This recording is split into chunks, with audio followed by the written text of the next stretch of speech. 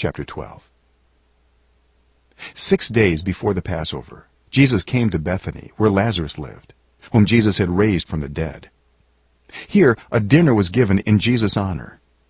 Martha served, while Lazarus was among those reclining at the table with him. Then Mary took about a pint of pure nard, an expensive perfume. She poured it on Jesus' feet and wiped his feet with her hair. And the house was filled with the fragrance of the perfume. But one of his disciples, Judas Iscariot, who was later to betray him, objected. Why wasn't this perfume sold and the money given to the poor? It was worth a year's wages.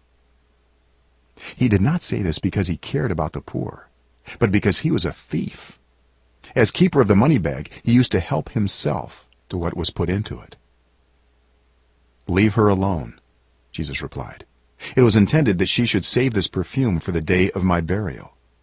You will always have the poor among you, but you will not always have me." Meanwhile, a large crowd of Jews found out that Jesus was there and came not only because of him, but also to see Lazarus, whom he had raised from the dead. So the chief priests made plans to kill Lazarus as well. For on account of him, many of the Jews were going over to Jesus and believing in him. The next day, the great crowd that had come for the festival heard that Jesus was on his way to Jerusalem.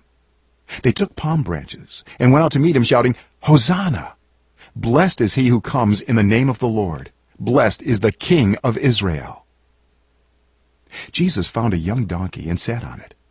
As it is written, "Do not be afraid, daughter Zion. See, your king is coming, seated on a donkey's colt." At first, his disciples did not understand all this. Only after Jesus was glorified did they realize that these things had been written about him, and that these things had been done to him. Now the crowd that was with him when he called Lazarus from the tomb and raised him from the dead continued to spread the word. Many people, because they had heard that he had performed this sign, went out to meet him. So the Pharisees said to one another, "See, this is getting us nowhere. Look how the whole world has gone after him." Now there were some Greeks among those who went up to worship at the festival. They came to Philip, who was from Bethsaida in Galilee, with a request. "Sir," they said, "we would like to see Jesus." Philip went to tell Andrew. Andrew and Philip in turn told Jesus. Jesus replied, "The hour has come for the Son of Man to be glorified. Very truly I tell you, unless a kernel of wheat falls to the ground and dies, it remains only a single seed. But if it dies, it produces many seeds. Anyone who loves their life will lose it, while anyone who hates their life in this world will keep it for eternal life.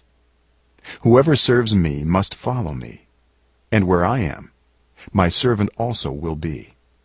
My Father will honor the one who serves me. Now my soul is troubled. And what shall I say? Father, save me from this hour? No, it was for this very reason I came to this hour. Father, glorify your name." Then a voice came from heaven. "I have glorified it, and will glorify it again." The crowd that was there and heard it said it had thundered. Others said an angel had spoken to him. Jesus said, "This voice was for your benefit, not mine. Now is the time for judgment on this world. Now the prince of this world will be driven out.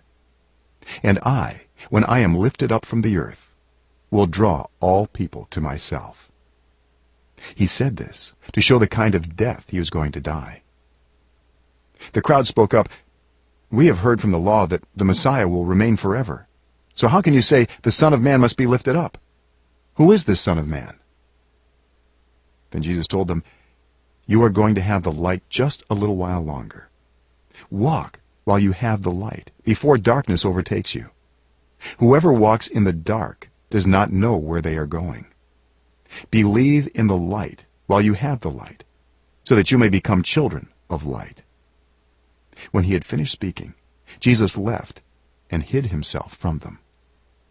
Even after Jesus had performed so many signs in their presence, they still would not believe in him. This was to fulfill the word of Isaiah the prophet. Lord, who has believed our message? And to whom has the arm of the Lord been revealed? For this reason they could not believe, because, as Isaiah says elsewhere, he has blinded their eyes and hardened their hearts, so they can neither see with their eyes, nor understand with their hearts, nor turn, and I would heal them. Isaiah said this because he saw Jesus' glory and spoke about him. Yet at the same time, many, even among the leaders, believed in him. But because of the Pharisees, they would not openly acknowledge their faith, for fear they would be put out of the synagogue. For they loved human praise more than praise from God.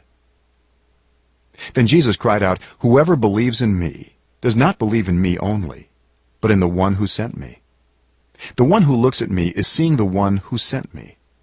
I have come into the world as a light, so that no one who believes in me should stay in darkness. If anyone hears my words, but does not keep them, I do not judge that person. For I did not come to judge the world, but to save the world. There is a judge for the one who rejects me and does not accept my words. The very words I have spoken will condemn them at the last day.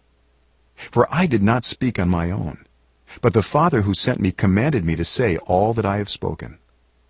I know that his command leads to eternal life. So whatever I say is just what the Father has told me to say."